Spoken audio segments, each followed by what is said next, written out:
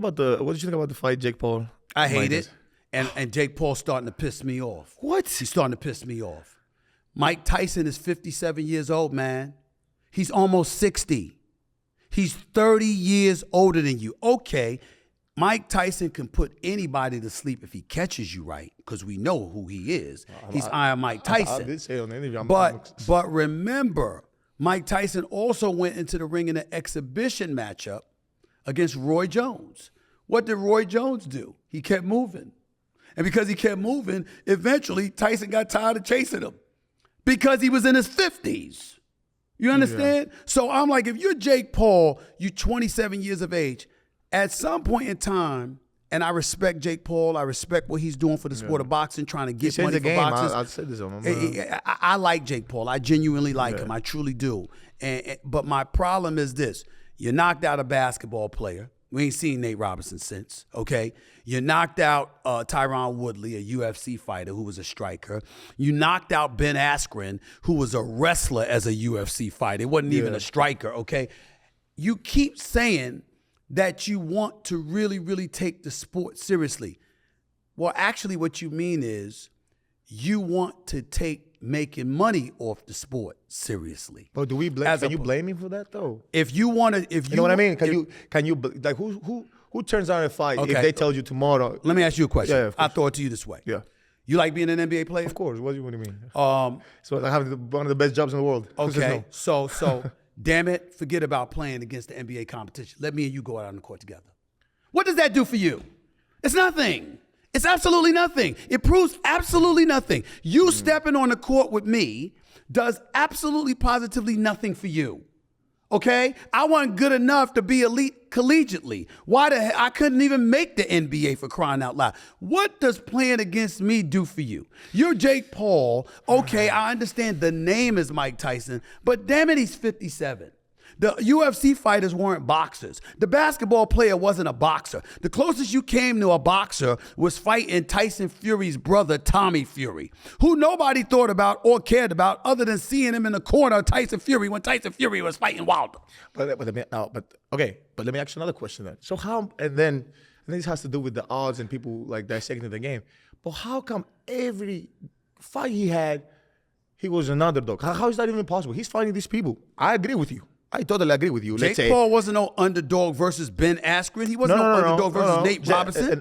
Against Fury? Against Fury? But no, you can't say that against Fury. Against Tommy Fury. Yeah. Yes, he was a slight underdog because Tommy Fury was an actual boxer, which I didn't believe was that impressive, by the way, personally speaking. I did. And by the way, he lost that fight. Jake Paul did lose that fight by decision.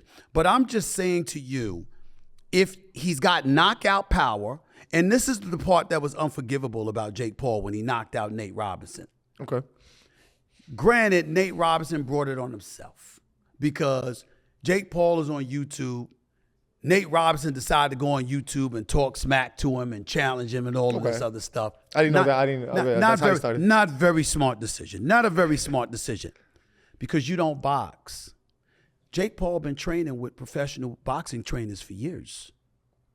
He don't advertise that, but he does. Well, he takes the sport very, very, very seriously. Thank you. So let me ask you, that's the question I have because, we met, great kid, great businessman, by the way, amazing. And I know how he does all this, the character and the persona.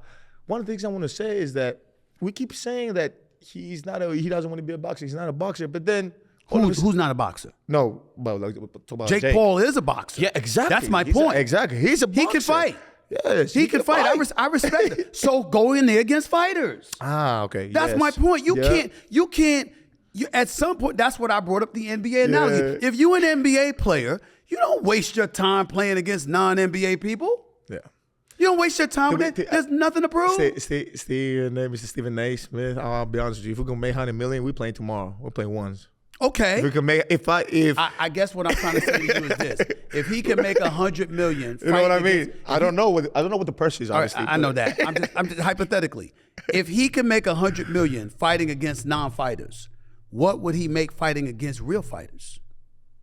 I don't know. It's a different sport. I don't know how that works. Oh, I assure you, he would make more. Oh, okay. I assure you that if Jake Paul was fighting real fighters, okay, and building his resume.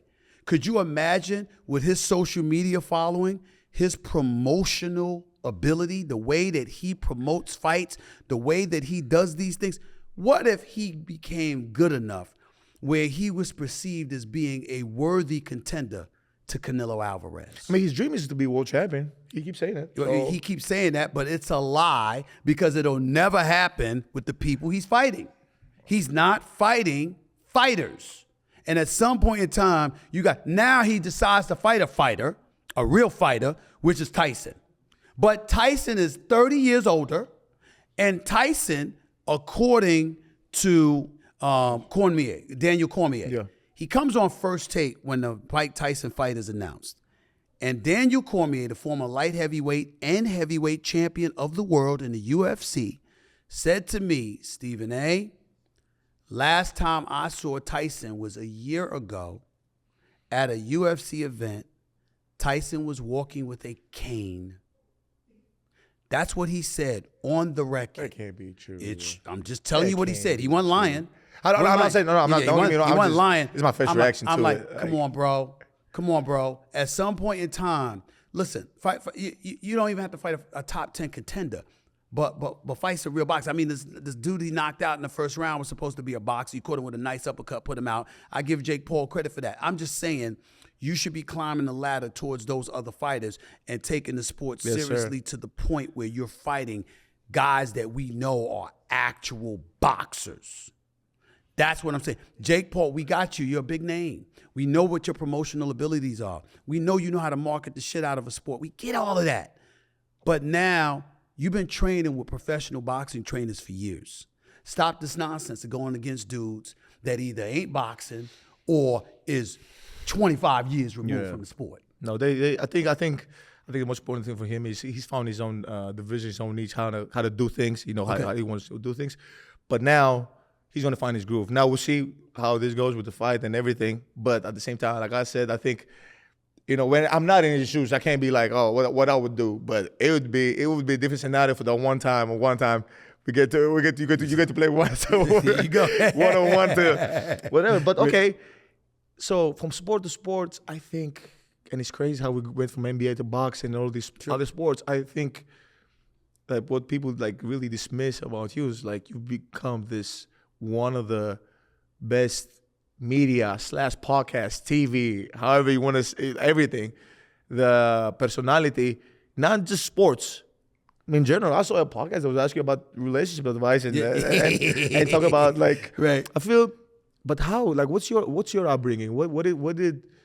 How did you get to this point? Well, you know, I saw the forest from the trees. I remember when I was covering the NBA for the Philadelphia Inquirer. I was covering Allen Iverson every day for the Philadelphia 76ers. Ooh, I want to hear like stories about him. Oh my Lord, this dude was a beat. I was the beat writer for the 76ers. This dude was a beat in and unto himself. I used to get so mad with Allen Iverson because every time he got into trouble, anytime he got into some kind of issue, it was always when I was on vacation. Never failed. It was never when I was there. It was always when I was on vacation. So I had to come off vacation to cover these damn stories involving him. I used to get pissed off at him just because of that alone. But I love him to death. I love him like a brother. But the thing about it is that 2001, the Philadelphia 76ers are going to the NBA Finals. Mm-hmm. Allen Iverson and them, they go 56-26 that year. Allen Iverson is wreaking havoc. He's the league MVP. Him and Vince Carter go against each other in the second round, and they taking turns dropping 50 on one another. It was unreal. It was something to behold. It really, really was. And then in the conference finals, he went against Milwaukee. Glenn Big Dog Robinson, Ray Allen, Sam Cassell, the whole bit. George Karl was the coach, you know. And so I watched him win that series. Both series went 7 games.